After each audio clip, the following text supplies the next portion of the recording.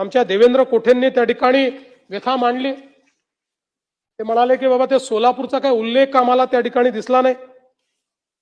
खरं म्हणजे काही गोष्टी भाषणात येतात, काही फाईन प्रिंट मध्ये येतात, पण तरी देखील मी सांगतो की सोलापूरच्या आयटी पार्क करता त्या ठिकाणी आपण जागा ही चिन्हांकित केली आहे आणि जी काही काय दिलं रे बाबा, ठीक आहे,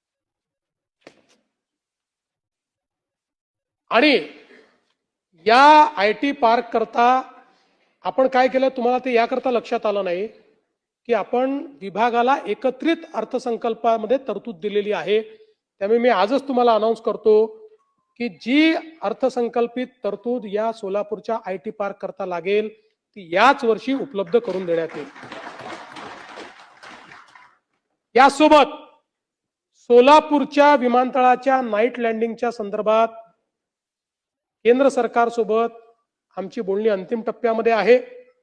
राज्य सरकारने या सगळ्या विमानतळांवर या व्यवस्था करण्याकरता आपण 500 कोटी रुपये ठेवलेले आहेत। त्यामुळे सोलापूर विमानतळाकरता नाईट लँडिंगची व्यवस्था ही देखील आम्ही करू आणि त्यासोबत सोलापूर करता शासकीय अभियांत्रिकी महाविद्यालय हे देखील मंजूर करण्याचा निर्णय आम्ही घेतलेला आहे।